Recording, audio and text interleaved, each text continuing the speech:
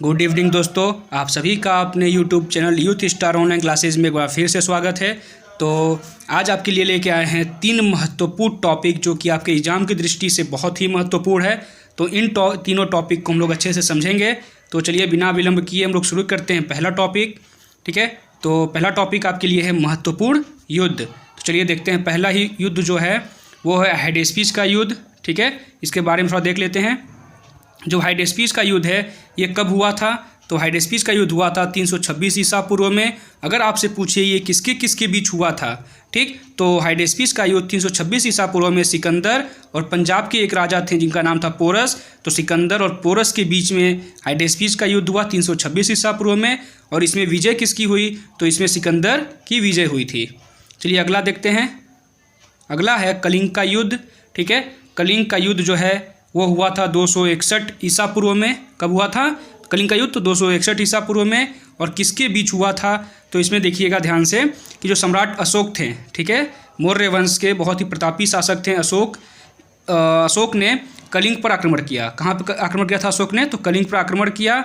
और इस युद्ध में इतना ज़्यादा रक्तपात हुआ था जिसे देखकर जो अशोक हैं वो घबरा गए और इन्होंने उसी समय प्रतिज्ञा ले ली या कसम खा ली कि आज के बाद वो कोई भी युद्ध नहीं लड़ेंगे। ठीक है, अगला प्रश्न है अगला टॉपिक है सिंध की लड़ाई। ठीक, अगली जो लड़ाई है वो क्या है? सिंध की लड़ाई। अगर पूछे कि सिंध की लड़ाई कब हुई थी तो इसका समय था 712 ईस्वी में सिंध की लड़ाई हुई। ठीक है, और किसके बीच हुई थी? तो ये सिंध की लड़ाई थी ये तराइन का प्रथम युद्ध। ठीक है, कौन सा है? तो तराइन का प्रथम युद्ध। तराइन का प्रथम युद्ध कब हुआ था? तो ये हुआ था 1191 ईस्वी में। और किसके बीच हुआ था? तो ये हुआ था मोहम्मद गौरी और पृथ्वीराज चौहान के बीच हुआ था। जिसमें कौन जीता था? तो पृथ्वीराज चौहान इसमें विजयी हुए थे और मोहम्मद गौरी हार गया था। अगला है तराइन का द्वितीय युद्ध। ठीक है, ये कब हुआ? तो ये हुआ था 1192 में। और किसके बीच हुआ था? तो मोहम्मद गौरी और पृथ्वीराज चौहान के बीच ही हुआ था। ठीक है, और इसमें कौन जीता था? तो इसमें पृथ्वीराज चौहान हार गए थे और मोहम्मद गौरी जीत गया था। अगला युद्ध है चंदावर का युद्ध। ठीक है, जो चंदावर का युद्ध है ये हुआ था 1194 ईस्वी में। और किसके बीच हुआ था? तो ये हुआ था मोहम्मद गौरी और कन्नौज के राजा थे जयचंद, यानी मोहम्मद गौरी और जयचंद के बीच हुआ था। ठीक है, अगला युद्ध है पानीपत का प्रथम युद्ध। तो जो पानीपत का प्रथम युद्ध है ये हुआ था 1526 ईस्वी में। और किसके बीच हुआ था? तो मुग़ल शासक बाबर के बीच में और बाबर और इब्राहिम लोदी के बीच में हुआ था। किसके बीच? तो बाबर और इब्राहिम लोदी के बीच हुआ था। कब? 1526 में। अगला है खानवा का युद्ध। ठीक है, तो खानवा का युद्ध पूछे कि कब हुआ था? तो 1527 में हुआ था खानवा का युद्ध। और बोले किसके बीच हुआ था?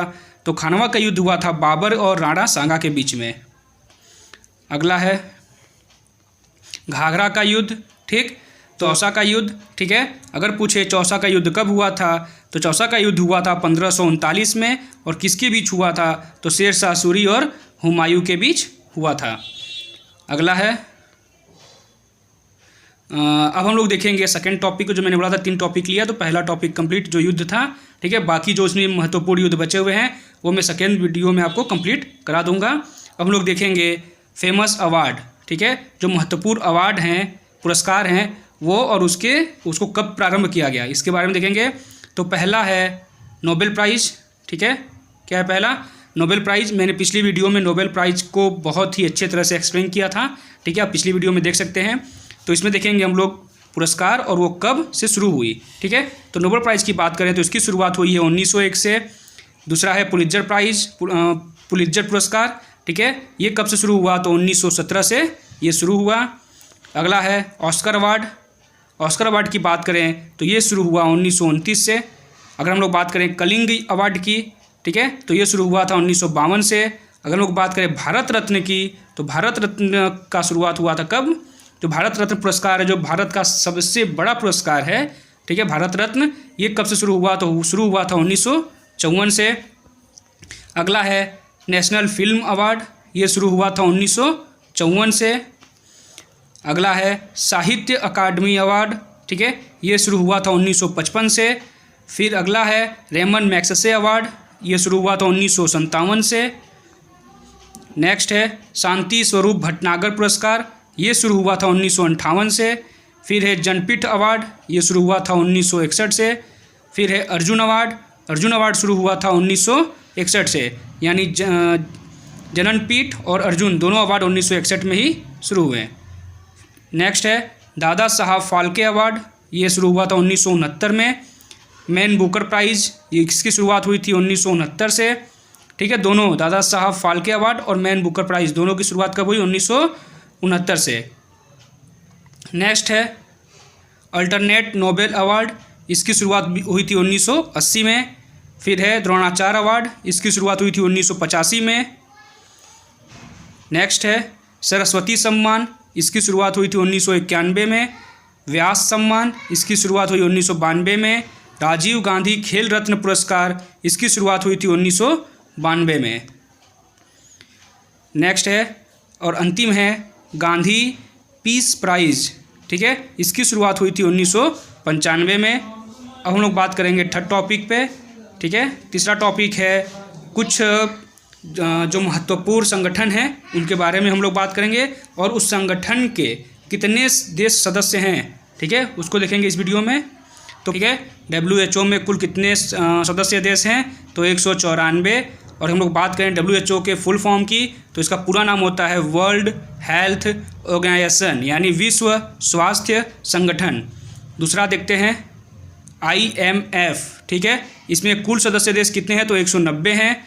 इसका फुल फॉर्म क्या है? तो इंटरनेशनल मॉनेटरी फंड, यानी अंतर्राष्ट्रीय मुद्रा कोष।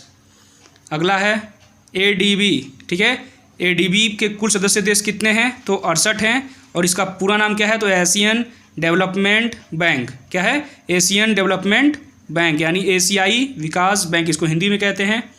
नेक्स्ट है ICJ, ठीक है, ICJ कुल इसमें कितने सदस्य देश हैं? तो 193, ठीक है। इसका फुल फॉर्म क्या है? तो इंटरनेशनल कोर्ट ऑफ जस्टिस, यानी अंतर्राष्ट्रीय न्यायालय।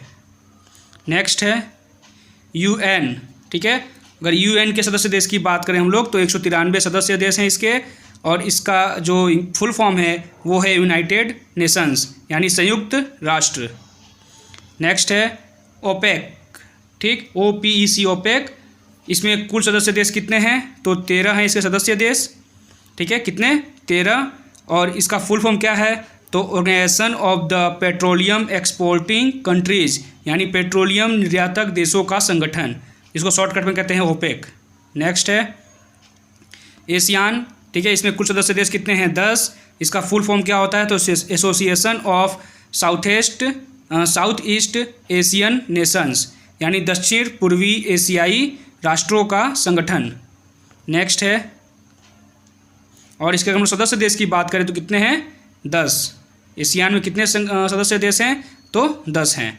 नेक्स्ट SCO, ठीक है, SCO का अगर हम फुल फॉर्म की बात करें तो association of south east Asian Nations, यानी दक्षिण पूर्वी एशियाई राष्ट्रों का संगठन, इसमें कुल सदस्य देश हैं 8।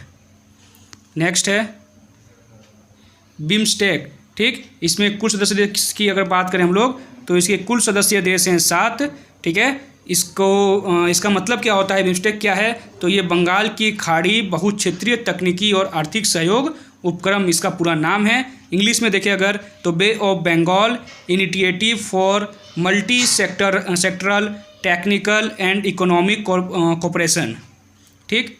नेक्स्ट है सार्क। अगर हम लोग सार्क की बात करें तो कुल इसमें देशों की संख्या है 8, यानी 8 देश इसके सदस्य हैं। और इसका फुल फॉर्म क्या होता है? तो the south Asian association for regional cooperation, यानी दक्षिण एशियाई क्षेत्रीय सहयोग संगठन।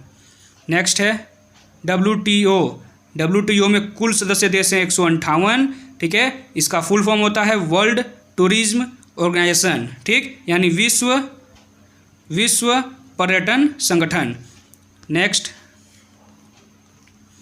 WCO, हम लोग बात करें WCO की तो इसमें कुल सदस्य देश हैं 182, ठीक है। इसका फुल फॉर्म होता है वर्ल्ड कस्टम्स ऑर्गेनाइजेशन, यानी विश्व सीमा शुल्क संगठन।